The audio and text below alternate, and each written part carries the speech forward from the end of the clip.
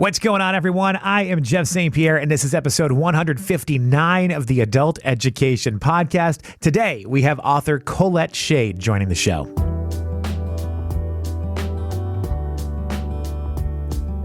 Hey, y'all. I am on a bit of a pop culture kick lately. I don't know. Maybe it's nostalgia, or maybe it's because it feels like we're living in a never-ending nightmare, and I want to think of happier times. I don't know. Anyway, today we're talking about the era best known as the 2000s. This is something I genuinely believe. I believe that the world changed on September 11th, 2011, but not for the way that you're probably thinking. In the same way that we talk about time with BC or AD, I think we can do that with September 11th. So much about the world changed on that day, and we are still paying for it today. The first few years of the new millennium, or millennia, however you say it, if you lived through the 80s and 90s, then you might remember the switch. Consumerism hit new highs and is pushed on us in ways marketers never even thought possible. News is delivered and consumed in completely different ways. The internet, it is wild out there. Social media, some things change so rapidly. We barely had time to keep up, like phones, for example, while other things are still dragging along, like minimum wage. There's a defining line that separates the 20th century with the 21st century. Let's go back in time today and discuss this era called the 2000s. Joining me on the show is Colette Shade. She's written a really interesting book that's really more of a collection of essays called Y2K, How the 2000s Became Everything. Essays on the future that never was. You use Riverside at all? I did a couple times, didn't love it. I should probably do more video, to be honest, because it just seems like everybody's doing it. It gets more engagement. I know. Yeah. I never watch any video podcasts. Like, I only listen. So to me, I know I'm not the target demographic, I guess, but like to me, I'm not engaging with that. So I'm like, why do I need that? I don't know. I got to make the switch at some point. I just haven't done it yet. Yeah. We'll get there. Maybe, in the next decade or the next era that we're going to find ourselves in, which is what we're going to talk about here, the previous era, I guess, Y2K. So Colette, thank you so much for joining me. I think the most fascinating to start about your book is just the title itself, and that's Y2K, How the 2000s Became Everything, Essays on the Future That Never Was. And I love that phrase, the future that never was. I have my own thoughts of where that came from, but I would love to hear you expand on that a little bit. Yeah, the truth is that the marketing team came up with that one. Oh, okay. Interesting. The original title was Y2K, Essays on Puberty, Pop Culture, and Politics. Which is also very fitting. The book is tracing an arc from when I'm age 9 in 1997 to when I'm age 20 in 2008. And that arc kind of fits within a bigger arc of American and global history and pop culture. When it starts out in the late 90s, everything feels really, really optimistic. And then by the end of it, it's 2008, and we're in the middle of the worst financial crisis since the Great Depression, and by some measures, a worse financial crisis than the Great Depression. And everyone just feels, in pop culture, in politics, in my own life, everything has just felt feeling like it's deflated. Like the future that was promised in the heady days of 1997, 1998, 1999 was just a huge disappointment. I'm even looking at it from a slightly different perspective, because that is 100% true. But even a different perspective, like you talk about in the book, like the 98, 99, like everything's shiny, everything's bubbly. You talk about your inflatable chair, which I had the neon green one in my house.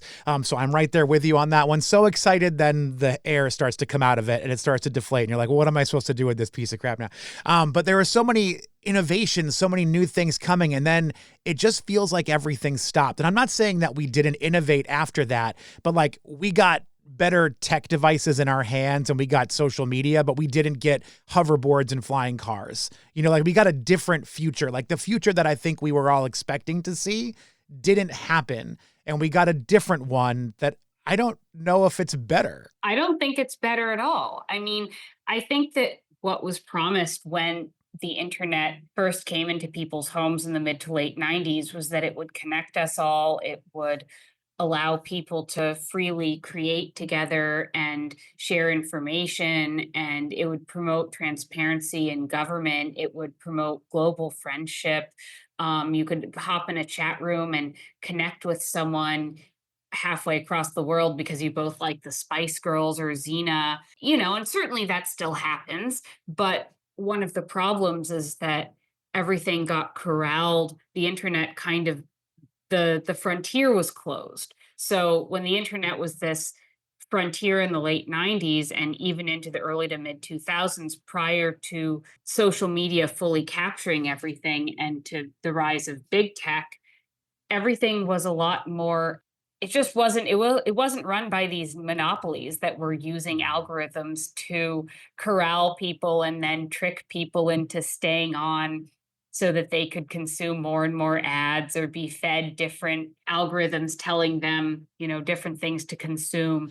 And I just think that the internet, it didn't necessarily have to be that way, Mhm. but it of course ended up that way because of a number of political and economic factors that happened in that time period. Yeah, I think you hear that question sometimes, like, if you could go back in time, what would you do? And a lot of people say, like, oh, I'd go back and kill Hitler, or whatever. And like, I'd go back and destroy the algorithm. Like, the idea of Yeah. the algorithm, it has completely changed the world, and I don't think for the better in any way. Or how about the 1997 Telecommunications Act passed by Bill Clinton, which allowed for previously illegal mergers in media, right? Or how about various financial deregulation that was Mhm. done in the late 90s that allowed for these tech companies to accrue a level of power, right? Like they still might have come up with the idea of, well, gee, let's make algorithms to trick people into getting addicted to our websites. But they wouldn't have had the level of power and control that they now have if not for this deregulation and this cozying up to big business. You talk about it a little bit when you're talking about, I think it's your uncle, you're telling his story in one of your chapters in the book. And it's interesting, you point out that a lot of these guys in the tech world, and I say guys because most of them are men. Most of them were Yeah, guys. they were the hippies in the 60s, like they were the free love, let's do drugs. And then they turn out to be these people that are just holding on to power.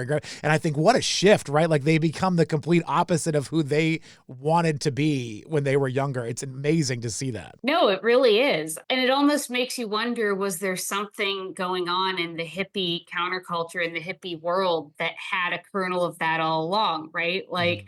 was there something in the hippie counterculture that really was about accruing power and wielding it?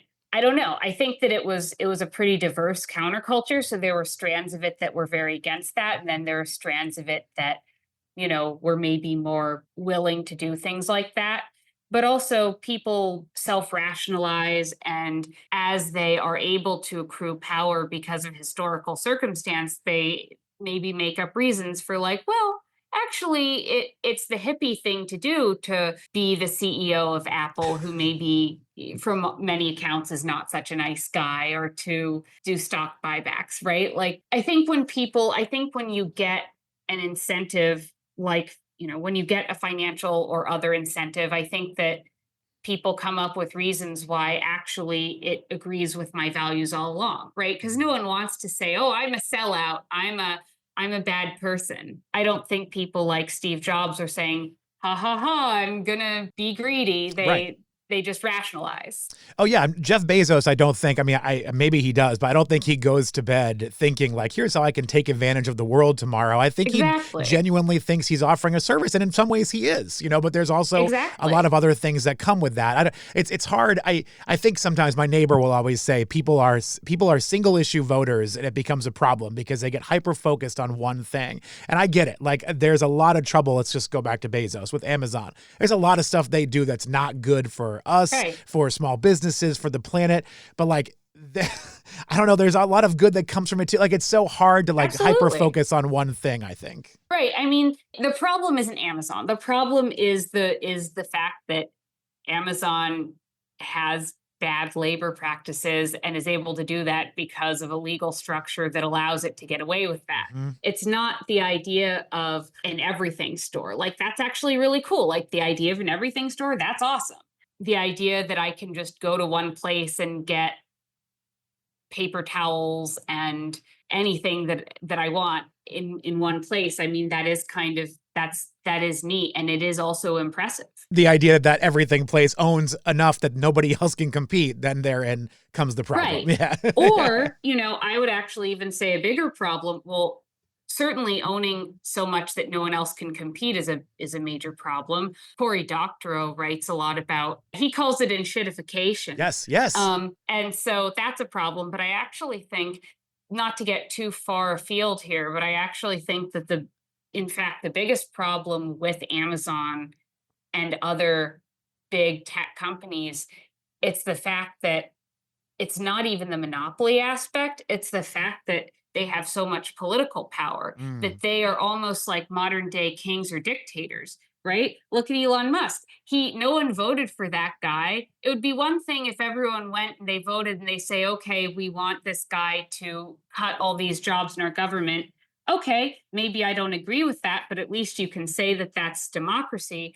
But the problem with the trends of the past couple of decades is that it's allowed individuals and companies to get so much power that they're basically modern day kings and queens who just do what they feel like without the input of other people. I'm going to shift gears a bit because I feel like we're getting Please. off topic from We're your getting book. in So the weeds. let me bring you back to the book because I think that's a whole different conversation that we could have, Yeah. and we're just going to keep going and forget about the book. So Please. one thing that I kept reflecting on while reading the book is I was thinking back to the year 2000. So I was born in 1981, so I'm a few years older than you. Yeah. You and my wife were born in the same year. So I through her, I think I know a little bit about what your experience must have felt like just based on stories that she's told me. So I'm thinking back to the year 2000, and in the year 2000, the year 1975 could not have felt further away. Like everything, Oh my God. it seemed like ages ago to think of, like, the songs from 1975 weren't on the radio, like movies from 1975 weren't being shown on TV. But if we look at 2025 versus 2000, I don't feel like the difference is that big. And maybe that's because I'm older and I've lived through some of this. Maybe kids today would say something different, but I don't feel like the difference is that big comparatively. So I'm actually going to agree and disagree with you. So Okay, one please. thing, the thing that I'm going to disagree with is actually there was a lot of nostalgia in the late 90s, in the Y2K era, starting in, the late 90s for the 1970s. Sure. You had like the Star Wars re-releases, you had a trend that was called Groovival, Yep. which was where it was a fashion and design trend where you had the looks and styles of the 70s but for the Y2K era. So this was like bell bottoms, lava lamps, peace signs, big flower motifs and smiley faces. Like in 1996, I had a t-shirt that had like a smiley face motif on it. It had like it was like a little white baby tee that had little smiley faces on it. And that was very much just from the 70s, but retro for the kids of today. There's this writer, Nicole Tremaglio. She has a really good Substack about Y2K culture, and she calls it nostalgia, which is where a trend from like 20, 30 years ago is getting marketed for the youth of the present day who don't remember it, right? So I was like, I want to wear flared jeans. I want to wear bell bottoms. I want to wear tie dye. I have like a peace sign keychain on my backpack, and it's this identification with the past. The other thing I wanted to say was that nostalgia is usually marketed in 20 to 30 year cycles because that's how long it takes for people who grew up with the original pop culture to then grow up and both be in a position to make culture, but also be a television executive or a producer or an A&R person, fashion designer, editor, etc. But also that's how long it takes for people to end up usually with some disposable income, right? Like you're in your 20s, you're in your late 20s, you're in your 30s, you're in your early 40s, you're settled into a career and, may at least potentially have some kind of disposable income. So you become a marketing demographic. And there's actually been research that has found that nostalgia kind of relieves people of their logical capacities. So if you see something that's pop culture that you grew up with, all of your assessment of, well, do I really need to be spending money or do I really even have the money for this? That kind of goes out the window. No, that's a good point. I mean, there's definitely been some things I've purchased recently, like bands that I used to like 20, Yeah. 30 years ago that have kind of revived because they found through streaming people were still listening to their music. So they're like, hey, I'll make a sweatshirt, but this is actually one of them. Which bands? I grew up kind of in the punk rock and hardcore scene, so there's been a Yeah. lot of that revival. I don't know how familiar you are with that Awesome. I scene. grew up outside DC, and my Okay. parents went to a Bad Brain show together when they were dating. That's great. I grew up actually in the Boston area. I've made my Nice. way down here. I've lived in Baltimore now for 17 years. But I grew up in the Boston area. So I don't know, just a lot of those bands that I thought were defunct and dead and long gone were like, wow, we still have, a few 100,000 people streaming our songs. We'll put That's a new awesome. record out or we'll reprint a vinyl. Or I'm like, oh, I must buy this, But do I Right, need to? I already have it. Like I don't need to do that. So Right. you're I right. mean, there's Nostalgia pulls you right back in. there's research that backs this up, that nostalgia just makes you say, I'll just get it, whatever. There's also something about the Y2K era and that early 2000s where that was when the monoculture died. And Yeah. going back to algorithm, like the second we started getting algorithms in social media that put us in our echo chambers, we stopped having those things that everybody knows. Like one of the podcasts I listen to religiously is that 60 Songs That Explain the 90s podcast. Oh, I love that podcast. Rob is great.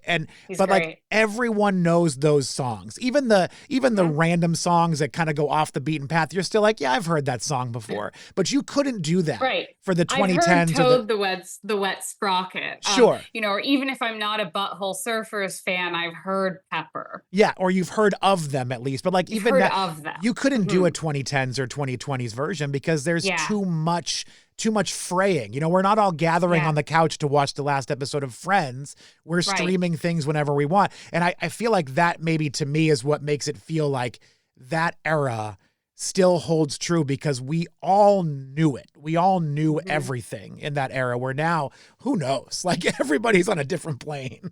No, you're right. I do miss the monoculture. There is something kind of special about that I do miss. Although at the same time, I do like experiencing different things. But I want to touch on the marketing aspect too, talking about some of these things. We touch on this a little bit, but like marketing to teens you talk about in the book. And that it felt like there was a big shift in that where like that became where we're going to invest our money. You talk about going to the mall and as a teenager and wanting to just go to the mall and walk around and buy things. The malls were always there. Malls were big in the 80s too, but it did feel like that shifted in the Y2K era. Well, yeah, so it's a couple things. So first of all, my generation, I guess sort of your generation, you're like Gen X millennial cusp. You're like Yeah. right on the cusp. The geriatric millennial, if you will.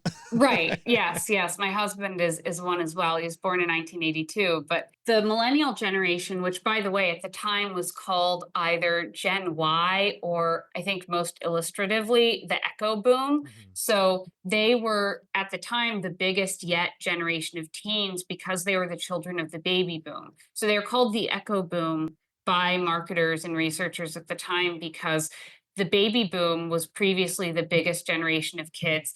And then by the mid 80s, they were having kids. And there's really this cohort of people who were born between like the mid 80s, like say like 85 through like the early 90s, like 91, 92.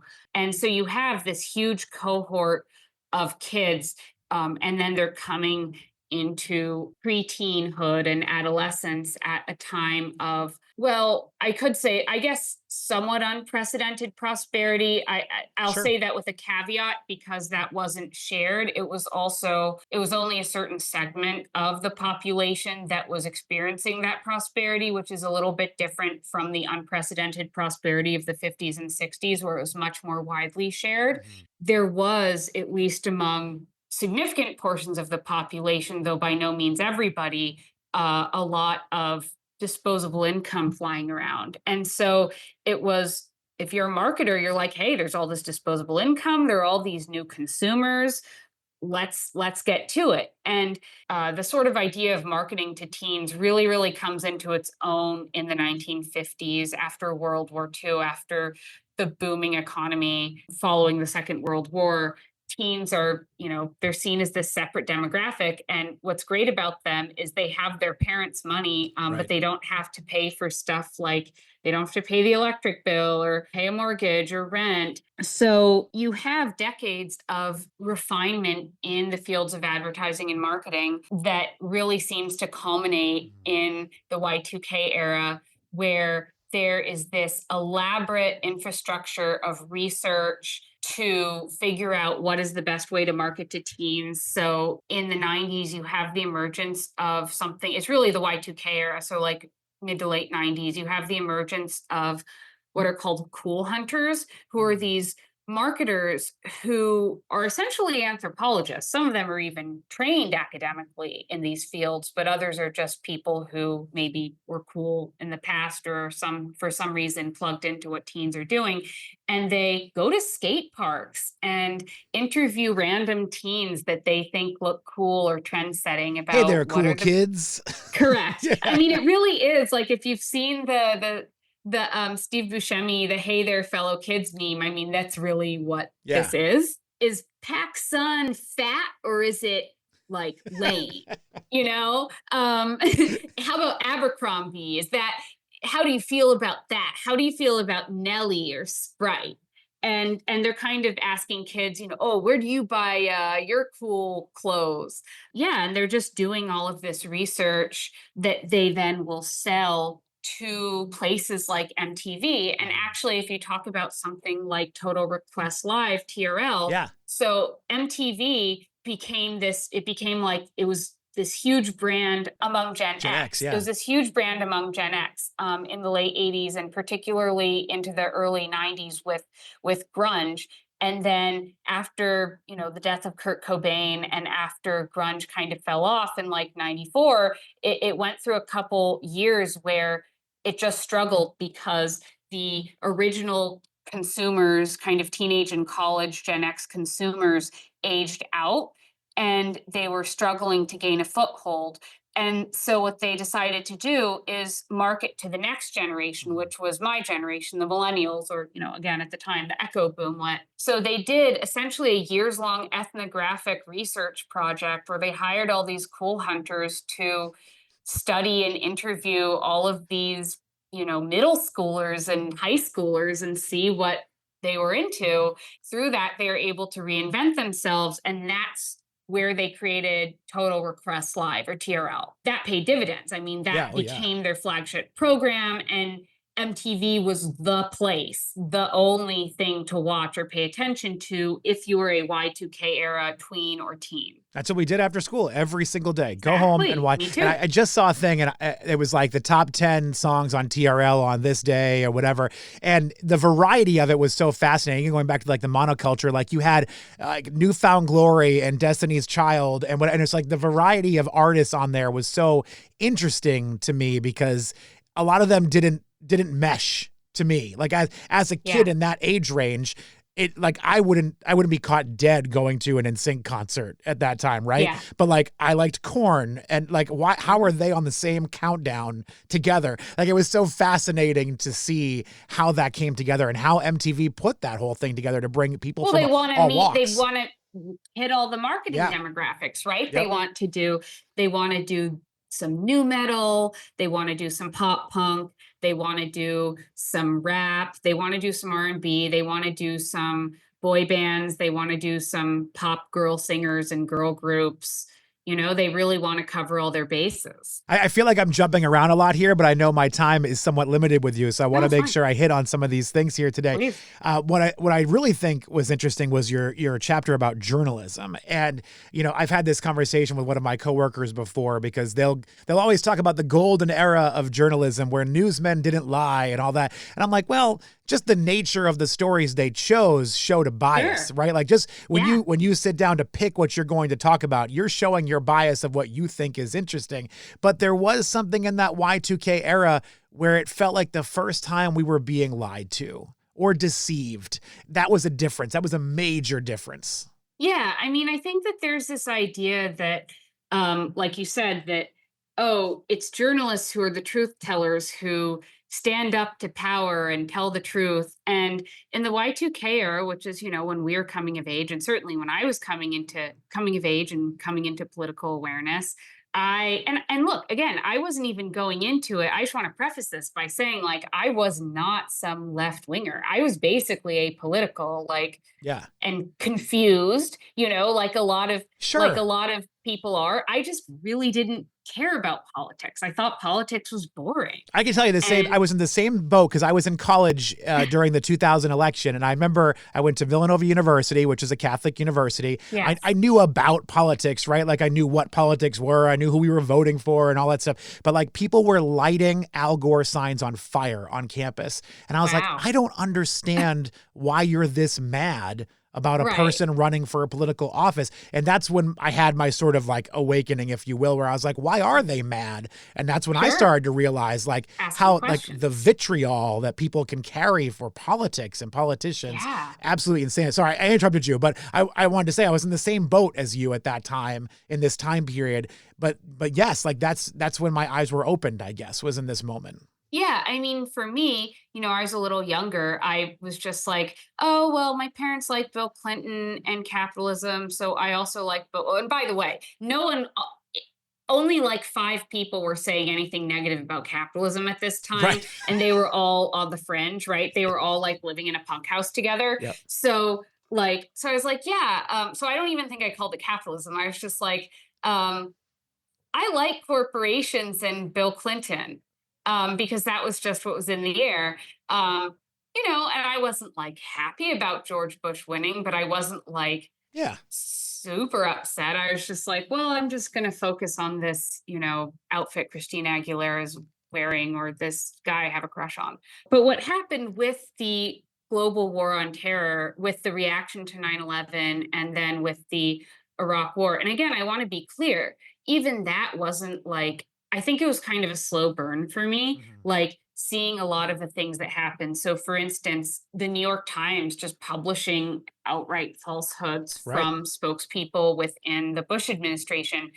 At the time, I wasn't like, wow, I'm shocked, but I think it sort of sat in my head. And then I started to realize it years later and become really upset. Or like, I think the thing that really was a turning point for me was when I was 15, the Abu Ghraib torture photos Mhm. came out, which are these, for people who don't know, they're these really graphic photos of torture that were taken, and the people who are tortured, they're Iraqi prisoners in this country that was like invaded illegally. And then American soldiers tortured people in this country. Then there were these photos that were leaked by someone who was, there in this prison where these things were happening. And I remember it just shocked me, Mhm. to see that, particularly since the media had made it seem, the New York Times and the Washington Post, which my parents subscribed to, they made it seem like, well, sure, the Iraq war is controversial, but maybe it's, here are all the reasons why it should maybe happen,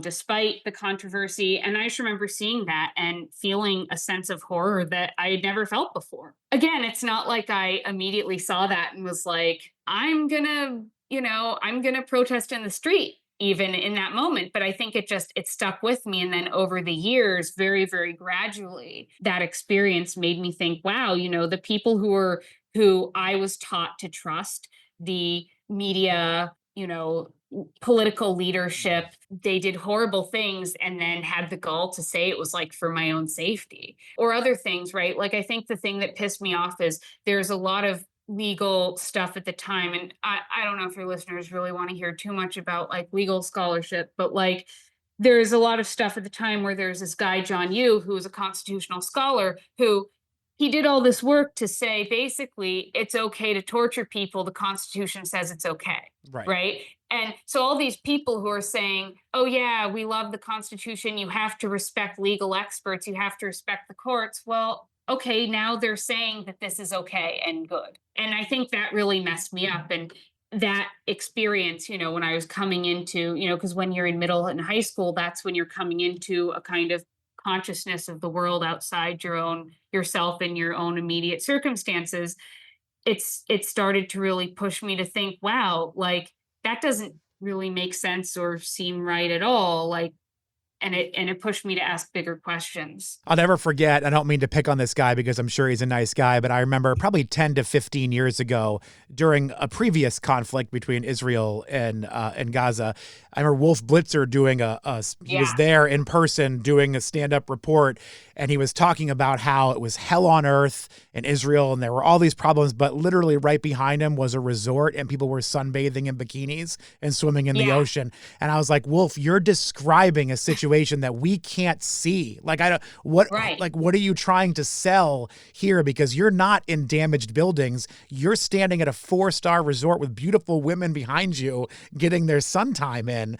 I don't know what you think you're doing. And that was one of those moments I was like, wow, there really is, like, you got to be careful, because I do think a lot of journalists and media do fantastic work, but there was a shift at the turn of the millennium where it seemed like now we're going to have talking heads and now we're going to have people that take control of the narrative. And that, it was just interesting to reflect on that through your book and through your essay on that. I thought that was really fascinating. Yeah, no, absolutely. And again, I compare it to, like, if you look at actually the coverage of the Vietnam War, it was a lot more adversarial. And I'm not going to get into the reasons why, but there are specific reasons why that was. And I think that people have to be careful to not think that there's a specific institution that's going to always be good.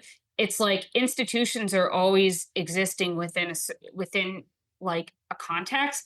And so for various reasons, I believe it was Walter Cronkite who was able to make statements. Just, he was, a 1960s main newscaster, and he was able to make statements against the Vietnam War and talk about how it was causing all of, it was this pointless war that was causing all of this bloodshed, and there was a lot of really critical war reporting. I think it's important to think about stuff in the context of the larger historical context. I do. Let's shift gears to something a little funnier. This isn't funny. Because it was getting a little heavy there. I do think. Sorry about that. No, that's okay. No, but I think, again, reflecting on it. I can be funny. For some reason, in all my interviews, I always get bogged down in the depressing stuff. Your book is very funny, actually. Like, your musings are very funny, and that's why I want to take us into this. I want people to know it's funny. It's funny. I make jokes, even though I talk about depressing stuff. I make a lot of jokes.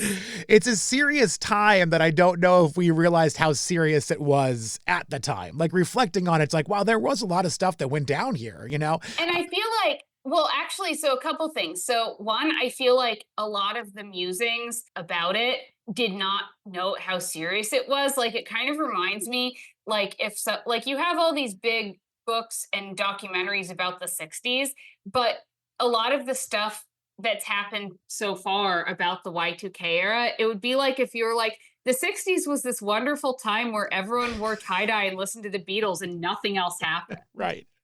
Right. We got to take it seriously. And I'm not going to go into it because I do think I want to have fun to wrap things up. So I'm not going to go into it. But you talk about 9/11, which obviously if you're going to talk about the Y2K era, you have to. And I don't know if we put enough emphasis on the fact that that is a major turning point in the history of this country, like from music to capitalism to everything like that.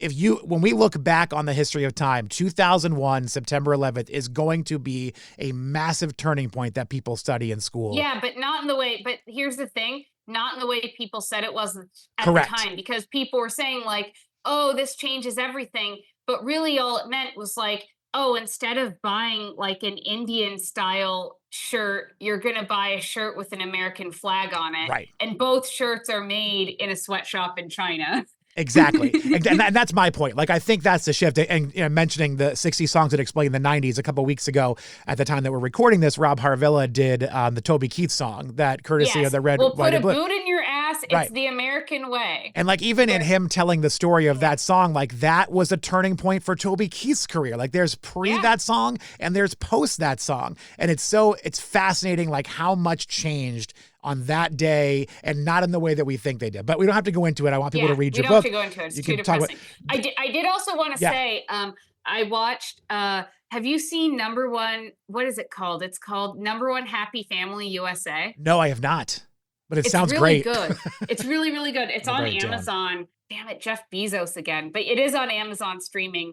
It's by what is his name? I think Rami Malek, the comedian. Okay. And it's a cartoon about a Muslim American immigrant family living in New Jersey during and after 9/11, but it's a comedy. Okay. And it's really, really funny. And it's mostly about like 90% of it, 85-90% of it is about being like a tween middle school boy in the Y2K era, like illegally downloading music and making mixtapes for your crush, mix CDs for your crush, and going on AIM and trying to act and look like Eminem.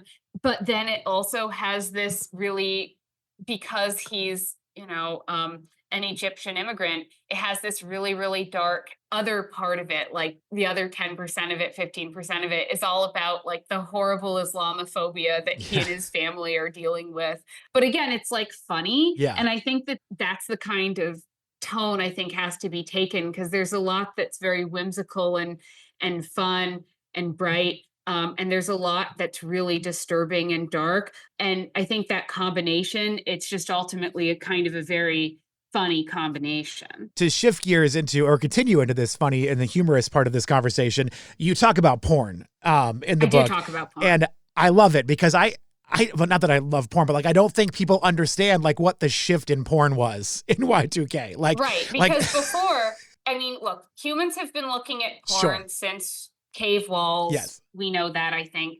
But what happened was that never before could you look at any porn you wanted from anywhere in the world in your house in complete privacy. Yes. So, and you even make a joke about how you didn't have to pretend you didn't understand porn or pretend you didn't know people's names. Like if somebody brought up, like Ron Jeremy had a resurgence in the Y2K era. He was a 70s porn star. Every song, he had so many cameos in music videos and TV and movies. He was mentioned in every song. Jenna Jameson was in an Eminem video. Yes. She had a million cameos, and she had a best-selling memoir in I think 2004.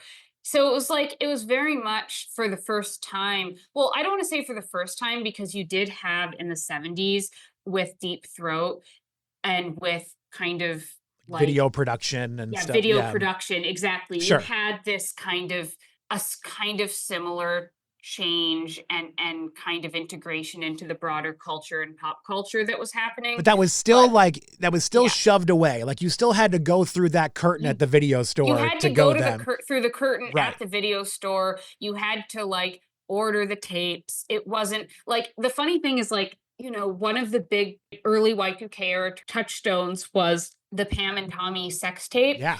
But if you actually read about how that was distributed, it wasn't streaming. You actually had to go to a website and then you like called a phone number to order the sex tape. Like it wasn't like you just went to Pornhub and watched it. I know, it's crazy. And this is also interesting that I don't think a lot of people know. I was interviewing somebody that did a whole history about YouTube.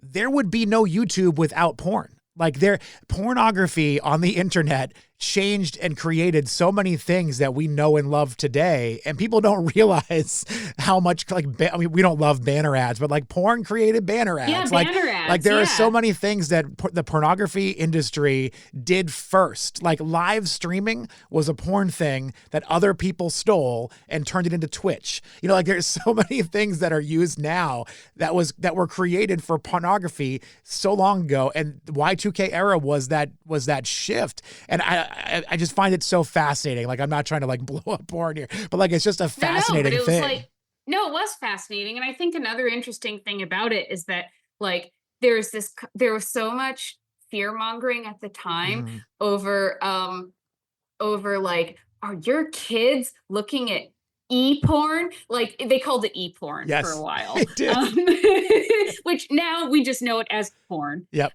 Then there was this, I have it in my book, there was some website that had a list of like top Yahoo search terms for, I want to say it was 1999. The top one was sex, just sex in general. Then you have porn, porno. I think Netscape was like number 3 or something, but then everything else. Netscape was in there.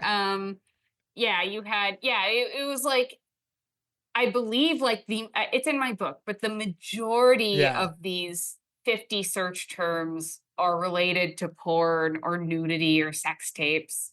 It's so crazy. And I know there's a lot of problematic stuff that comes with pornography, don't get me wrong, but just like Sure. that era of being able to turn on your computer and have it there was just a whole different world. Like it was another one of those things that changed the world in good ways and bad ways, I suppose. But it shifted so many things. So we'll leave it with porn, I think, Colette. I Yeah. think Okay. but this book really, seriously, I loved reading your essays. I loved reading your reflections. I know we touched on a few of them here, but there's so many interesting things here. And I was taken back to like, I always feel like I say his name wrong, but Chuck Klosterman's book about the Yeah. 90s. Like I felt like this was the 2000s version of that book in a lot of ways. And I really enjoyed being taken back there and having some thoughts come through my head that I hadn't really thought about before, because you're pointing out these things and I'm like, wow, she's really right on this. So anyway, the book Y2K, How the 2000s Became Everything, really fascinating stuff, Colette. Thank you. Thank you, Jeff. If people want to find out more about you or find the book, where should they go? Is there a place, like, do you have a website? Do you have social media? Yeah, I mean, I'm inconsistent on social media these days. My website, it's ColetteShade.com. I'm Ms. Shade, just MS Shade, on That's a great handle. Oh my Twitter. God. Thank you. If you Yeah, were a I've shit had it. talker online, it would be fantastic. Like I Ms. know, I know. I talk less shit than I used to, but yeah, like, and again, it's my given name. Like, it's my family name. I kind of had to be a cultural critic. It's normative Right. determinism. You talk about Perez Hilton in the book too, and the second you said your social media name, I was like, oh my God, like that would have been perfect if that was It would your have. career. No, I know. I should be. I've thought about, it's too corny, but I've thought about doing a podcast called Throwing Shade. I don't know. I mean, it worked. It is your name. Yeah, it is my name. But yeah, but I'm Ms. Shade at Instagram, Twitter. I think I'm Colette Shade on Blue Sky, and I'm trying to spend a little more time over there versus Twitter, just given the realities of things. But I'll be, I did my book tour earlier this year. I've got a couple events in Amsterdam Oh and wow. Groningen, if anyone is in the Netherlands who listens, in June. Um, and then hopefully I'll be doing some book festival stuff later in the summer and fall. Great. Well, I don't know if they're doing the Baltimore Book Festival this year, but if they do, I'll make They sure are. that I'm they are. doing it. Oh, I'm you doing are? it. Perfect. I will Yeah. make sure I try to come out to say hi. That's usually right down the road from where I live, so that's perfect. Awesome. I suggest you find a copy of Colette Shade's book, Y2K, How the 2000s Became Everything, Essays on the Future That Never Was. It is so interesting and really, I don't know, just got me thinking about a lot of things that A, I hadn't thought about before, and B, hadn't thought about in a long time, like inflatable chairs, for example. Thank you to Colette for her time. I really appreciate it. And thank you to all of you for listening to this episode. You really are amazing. Until next time, be well.